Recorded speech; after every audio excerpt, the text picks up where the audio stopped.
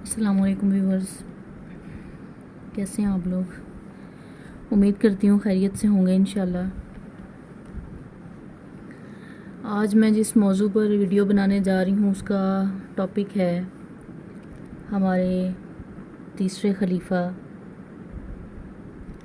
سیدنا عثمان غنی رضی اللہ عنہ۔ اسلام کے تیسرے خلیفہ راشد سیدنا عثمان رضی اللہ عنہ کا دلاویز تذکرہ، جن کے علاوہ دنیا میں کوئی ایسا شخص نہیں ہوا جس کی نکاح میں کسی نبی کی 2 بیٹیاں آئی ہوں۔ اعلان نبوت سے پہلے نبی کریم صلی اللہ علیہ وسلم نے اپنی بیٹی رقیہ کو ان کے نکاح میں دیا۔ بدر کے روز وہ فوت ہو گئیں تو اپنی دوسری بیٹی کلثوم کو ان کے نکاح میں دے دیا۔ آپ رضی اللہ عنہ پہل ایمان لانے والوں یعنی السابقون اولون میں شامل ہیں، عشرہ مبشرہ میں سے ہیں۔ ان کی مظلومانہ شہادت تاریخ اسلام کی پیشانی پر ایک داغ ہے جسے قیامت تک مٹایا نہ جا سکے گا۔ نبی کریم صلی اللہ علیہ وسلم نے ارشاد فرمایا، الہی میں عثمان سے راضی ہوں، تو بھی اس سے راضی ہو جا۔ عثمان کو آج کے بعد کوئی عمل نقصان نہیں دے گا، بے شک جماعت اصحاب روشن ستارے ہیں۔ اسلام کا دامن شہادتوں سے مالا مال ہے۔ اعلان نبوت سے آج تک مسلمان اسلام کے نام پر قربانیاں دیتے آئے ہیں۔ نبی کریم صلی اللہ علیہ وسلم کے دور میں بہت سے صحابہ شہادت سے سرفراز ہوئے۔ سیدنا عثمان غنی رضی اللہ عنہ کی شہادت حد درجے مظلومانہ شہادت ہے۔ 40 دن تک فسادیوں نے ان کے گھر کو گھیرے رکھا۔ یہ سانحہ ان کے ساتھ پیش آیا جنہیں نبی کریم صلی اللہ علیہ وسلم نے دنیا میں جنت کی بشارت دی۔ اپنی دونوں بیٹیاں ان کے نکاح میں دیں۔ اس کے علاوہ بھی جن کے فضائل بے شمار ہیں، وہ مسلمانوں کے تیسرے خلیفہ راشد ہیں۔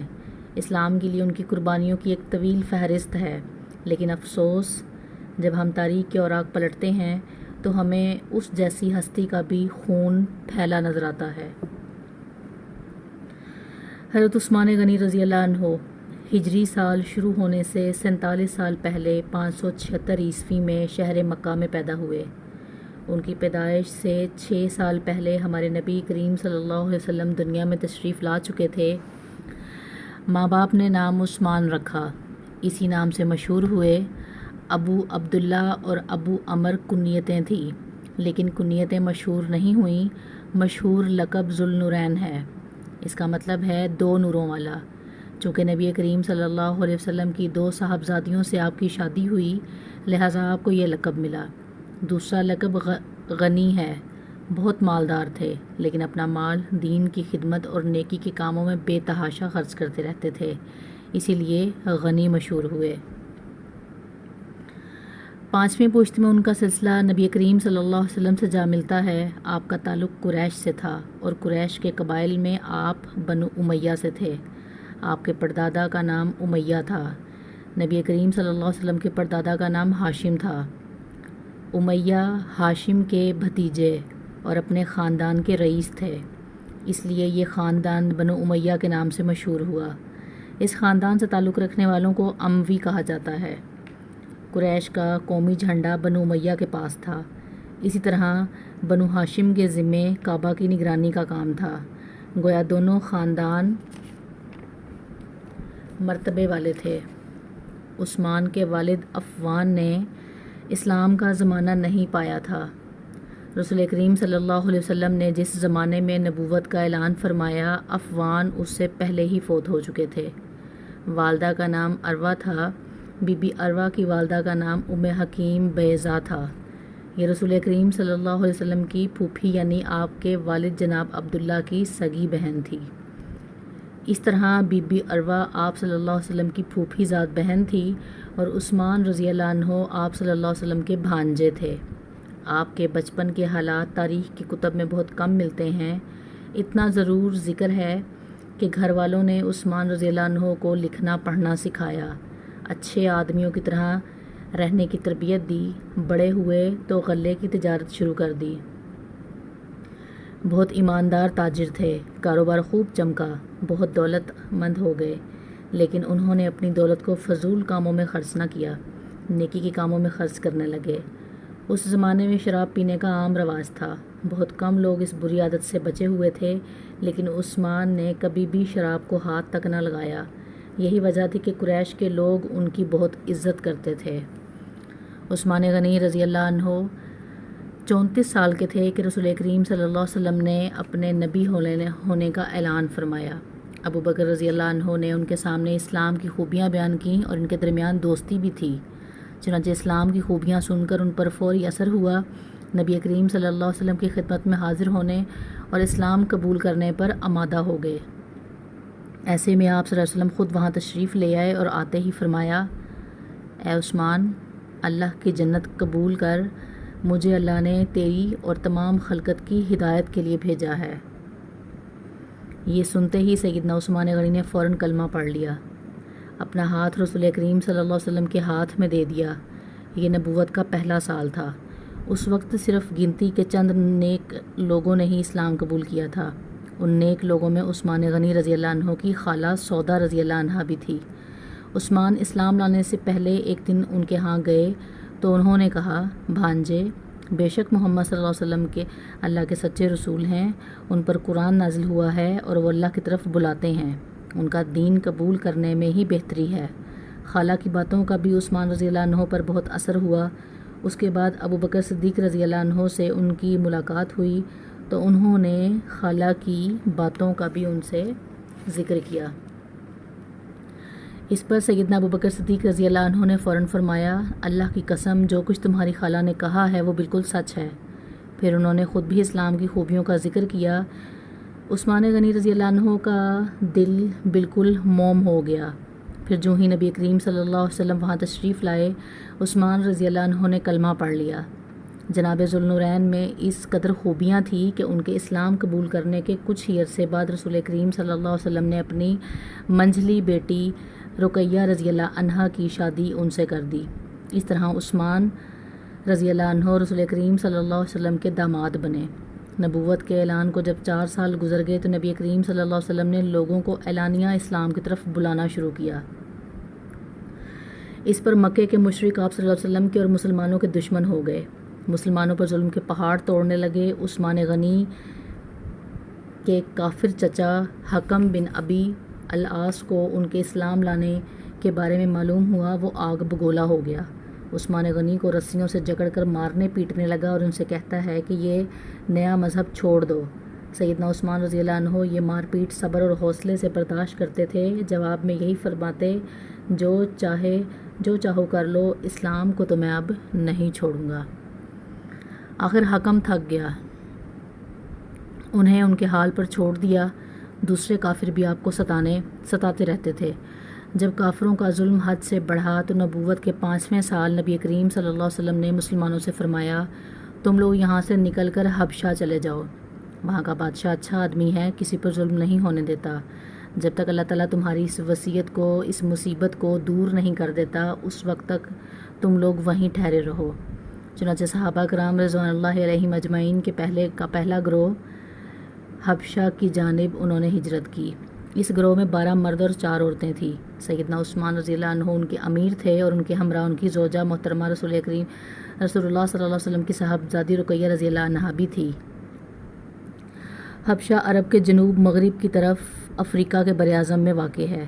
سمندر کا نام بحیرہ کلزم ہے، آج کل یہ ملک ایتھوپیا کہلاتا ہے۔ اس زمانے میں حبشہ کے بادشاہ کو نجاشی کہا جاتا تھا۔ اس وقت جو بادشاہ حبشہ پر حکومت کرتا تھا وہ مذہب کے اعتبار سے عیسائی تھا، لیکن بہت نیک دل تھا اور انصاف پسند تھا، دوسرے مذہب کے لوگوں پر خود ظلم کرتا، نہ کسی اور کو کرنے دیتا۔ سیدنا عثمان غنی رضی اللہ عنہ کی ہجرت کے بارے میں نبی کریم صلی اللہ علیہ وسلم نے یہ الفاظ ارشاد فرمائے، ابراہیم علیہ السلام اور لوط علیہ السلام کے بعد عثمان غنی رضی اللہ عنہ پہلے شخص ہیں جنہوں نے اپنے گھر والوں کے ساتھ ہجرت کی۔ ہجرت کے معنی ہیں جدائی یا اپنا وطن اور گھر بار چھوڑ کر کسی دوسرے ملک یا شہر میں جا بسنا۔ اسلام میں ہجرت کا مطلب ہے اپنا وطن اور گھر بار چھوڑ کر کسی دوسرے ملک یا شہر میں اس لیے جانا کہ اپنے دین کو بچایا جا سکے۔ اور کسی رکاوٹ کے بغیر اللہ کی بندگی کی جا سکے۔ دین کی خاطر اپنا پیارا وطن اور گھر بار چھوڑنا بہت بڑی قربانی ہے، اس کا بہت زیادہ ثواب ہے۔ ان مسلمانوں کو حبشہ گئے ابھی 3 ماہ ہی گزرے تھے کہ ان تک یہ خبر پہنچی کہ مکے کے سبھی کافر مسلمان ہو گئے ہیں۔ یہ خبر سن کر انہیں بہت خوشی ہوئی۔ سب مکے کی طرف واپس پلٹے۔ عثمان غنی اور ان کی زوجہ محترمہ رقیہ رضی اللہ عنہا بھی ساتھ تھیں۔ مکے کے پاس پہنچنے پر انہیں معلوم ہوا کہ وہ خبر غلط تھی۔ اب انہوں نے واپس حبشہ جانا مناسب نہ سمجھا۔ مکے کے سرداروں میں سے کسی نہ کسی کی پناہ حاصل کر کے مکے میں داخل ہو گئے۔ مکے میں وہی حال تھا، مسلمانوں پر خوب ظلم و ستم کے پہاڑ توڑے جا رہے تھے۔ جب ان کی سختیاں حد سے بڑھ گئی تو اگلے سال نبی کریم صلی اللہ علیہ وسلم نے پھر ہدایت فرمائی کہ مسلمان حبشہ کی جانب ہجرت کر جائیں۔ اس مرتبہ 102 مرد اور عورتیں حبشہ کی طرف روانہ ہوئے۔ ان میں سیدنا عثمان غنی اور سیدنا رقیہ رضی اللہ عنہا بھی تھے۔ یہ ان کی حبشہ کی طرف دوسری ہجرت تھی۔ حبشہ پہنچ کر یہ لوگ امن اور چین کی زندگی بسر کرنے لگے۔ قریش نے اپنے آدمی حبشہ بھیج کر کوشش کی کہ نجاشی ان لوگوں کو ان کے حوالے کر دے، لیکن اس نے ایسا کرنے سے انکار کر دیا۔ اس طرح یہ لوگ کئی سال وہاں رہے۔ نبی کریم صلی اللہ علیہ وسلم کے مدینہ کی طرف ہجرت کرنے سے کچھ عرصہ قبل یہ پھر مکے پہنچ گئے۔ نبوت کے 13ویں سال رسول کریم صلی اللہ علیہ وسلم نے مسلمانوں کو ہدایت کی کہ وہ ہجرت کر کے یثرب چلے جائیں۔ یثرب مکے کے شمال قریباً 421 کلومیٹر دور ایک بہت پرانا شہر تھا۔ وہاں کے رہنے والے بہت سے لوگ مسلمان ہو چکے تھے۔ انہوں نے نبی کریم صلی اللہ علیہ وسلم کو یثرب آنے کی دعوت دی اور یہ عزم ظاہر کیا کہ وہ مرتے دم تک آپ کی حفاظت اور مدد کریں گے۔ ان نیک لوگوں کو اسی لیے انصار یعنی مددگار کہا جاتا ہے۔ آپ نے ان کی دعوت قبول فرمائی، لیکن خود یثرب کی طرف روانہ ہونے سے پہلے آپ نے اپنے پیارے ساتھیوں کو مدینے کی طرف ہجرت کرنے کی دعوت دی۔ اس طرح آپ کی اجازت سے مسلمانوں نے ہجرت شروع کی اور سوائے چند ایک مسلمانوں کے سب مدینے پہنچ گئے۔ عثمان اور رقیہ نے بھی اس زمانے میں مدینے کی طرف ہجرت کی۔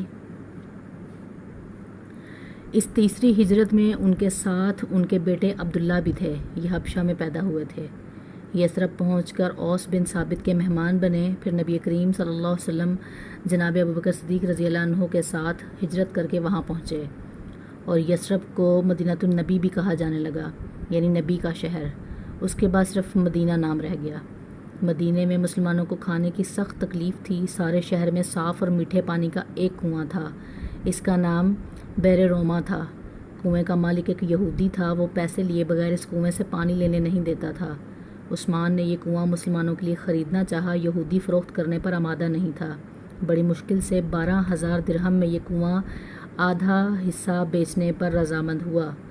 یہ اس طرح طے ہوا کہ ایک دن یہودی کی پانی لینے کی باری ہوگی، ایک دن سیدنا عثمان غنی کی۔ جس دن سیدنا عثمان غنی کی باری ہوتی تھی، مسلمان اتنا پانی بھر کر رکھ لیتے تھے کہ 2 دن کے لیے کافی ہوتا تھا۔ جب اس یہودی نے دیکھا کہ اب اسے اس کنویں سے کوئی فائدہ نہیں ہو رہا، تو اس نے کنویں کا باقی نصف حصہ بھی فروخت کر دیا۔ یہ حصہ بھی سیدنا عثمان نے خرید لیا اور سارا کنواں مسلمانوں کے لیے وقف کر دیا۔ اب کوئی روک ٹوک نہ رہی، مسلمان جس وقت چاہتے پانی لے سکتے تھے۔ اب یہ کنواں مسلمانوں کے لیے 20,000 درہم میں خریدا۔ بھائی چارہ کرواتے وقت نبی کریم صلی اللہ علیہ وسلم نے اوس بن ثابت انصاری کو آپ کا بھائی بنایا۔ ہجرت کے بعد آپ انہی کے ہاں ٹھہرے تھے۔ اونچے رتبے کے صحابی تھے، احد کی لڑائی میں شہادت پائی۔ ابتدا میں مسجد نبوی بہت چھوٹی سی تھی۔ مسلمانوں کی تعداد میں اضافہ ہوا تو نبی کریم صلی اللہ علیہ وسلم نے ارادہ فرمایا ساری زمین مسجد کے لیے خرید لی جائے۔ آپ نے اعلان فرمایا کہ کوئی ہے جو اس زمین کو خرید کر مسجد میں شامل کر دے اور بدلے میں جنت لے لے۔ اس پر سیدنا عثمان رضی اللہ عنہ فوراً آگے بڑھے، 10,000 درہم میں زمین خرید کر مسجد کے لیے پیش کر دی۔ ہجرت کے دوسرے سال رمضان میں بدر کی لڑائی پیش آئی۔ اس وقت نبی کریم صلی اللہ علیہ وسلم کی پیاری بیٹی اور عثمان رضی اللہ عنہ کی زوجہ محترمہ حضرت رقیہ سخت بیمار تھی۔ آپ صلی اللہ علیہ وسلم نے ان کی دیکھ بھال کے لیے عثمان کو مدینے میں چھوڑا اور ان سے فرمایا تمہیں اس شخص کے برابر ثواب ملے گا جو لڑائی میں شریک ہوگا۔ تم یہاں رہ کر رقیہ کی تیمارداری کرو۔ آپ صلی اللہ علیہ وسلم نے اپنے ایک اور قریبی صحابی اسامہ بن زید کو بھی مدینے میں چھوڑا تاکہ وہ تیمارداری کے سلسلے میں حضرت عثمان کی مدد کرے۔ جس رات بدر کا معرکہ ہوا اور مسلمانوں کو فتح ہوئی، اسی روز مدینے میں سیدہ رقیہ رضی اللہ عنہا کا انتقال ہو گیا۔ سیدنا عثمان کو سیدنا رقیہ رضی اللہ عنہ کی وفات سے بہت صدمہ پہنچا۔ نبی کریم صلی اللہ علیہ وسلم بدر سے واپس تشریف لائے، بیٹی کے انتقال کی اطلاع ملی، بہت صدمہ محسوس ہوا، آنکھوں سے آنسو جاری ہو گئے۔ رقیہ رضی اللہ عنہا کی قبر پر تشریف لے گئے، عثمان غنی کو تسلی دی، مال غنیمت میں سے ایک مجاہد کے برابر انہیں حصہ دیا اور فرمایا تمہارا ثواب بھی کسی دوسرے سے کم نہیں ہے۔ سیدہ رقیہ کی وفات کے بعد سیدنا عثمان بہت غمگین رہنے لگے، کہا کرتے تھے افسوس رسول کریم صلی اللہ علیہ وسلم سے میرا رشتہ ٹوٹ گیا۔ آپ صلی اللہ علیہ وسلم نے ان کی یہ حالت دیکھی تو اپنی دوسری بیٹی سیدہ ام کلثوم کا نکاح ان سے کر دیا۔ یہ نکاح ہجرت کے تیسرے سال ربیع الاول کے مہینے میں ہوا۔ اس کے 2 مہینے بعد ام کلثوم رضی اللہ عنہا کی رخصتی ہوئی۔ ہجرت کے تیسرے سال شوال کے مہینے میں غزوہ احد پیش آیا۔ اس لڑائی میں سیدنا عثمان نے شرکت کی، دوسرے مسلمانوں کی طرح بہادری سے لڑے۔ درے پر مقرر 50 سوار جب اس درے سے ہٹ گئے اور کافروں نے اس طرف سے اچانک حملہ کر دیا تو مسلمانوں کے پاؤں اکھڑ گئے۔ اس وقت آپ صلی اللہ علیہ وسلم کی شہادت کی خبر پھیلی تو حضرت عثمان غنی رضی اللہ عنہ بہت صدمے سے نڈھال ہو گئے، اپنی جگہ کھڑے کے کھڑے رہ گئے۔ پھر جب مسلمانوں نے نبی کریم صلی اللہ علیہ وسلم کو دیکھ لیا تب سب لوگ آپ صلی اللہ علیہ وسلم کی طرف دوڑے۔ سیدنا عثمان غنی رضی اللہ عنہ بھی ان میں شامل تھے۔ غزوہ خندق میں بھی آپ رضی اللہ عنہ نے بھرپور حصہ لیا۔ پھر خندق کی حفاظت کے لیے جن صحابہ کو مامور کیا ان میں سیدنا عثمان غنی رضی اللہ عنہ بھی شامل تھے۔ مسلمانوں کو کعبے سے بہت محبت تھی۔ جب سے ہجرت کر کے آئے تھے کعبے کی زیارت نہیں کر سکے تھے۔ ہجرت کے 6 سال ذیقعد کے مہینے میں رسول کریم صلی اللہ علیہ وسلم 1400 صحابہ کو ساتھ لے کر مکے کی طرف روانہ ہوئے، ان میں سیدنا عثمان بھی شامل تھے۔ آپ کا ارادہ عمرہ کرنے کا تھا۔ مکے میں قریش کو خبر ہوئی کہ مسلمان مکے کی طرف آ رہے ہیں تو انہوں نے اعلان کر دیا ہم مسلمانوں کو مکے میں داخل ہونے نہیں دیں گے۔ ان کے بہت سے نوجوان مسلمانوں کا راستہ روکنے کے لیے نکل پڑے۔ رسول کریم صلی اللہ علیہ وسلم کو یہ اطلاع ملی تو آپ نے راستہ بدل لیا اور مکے سے چند میل دور حدیبیہ کے مقام پر پہنچ گئے۔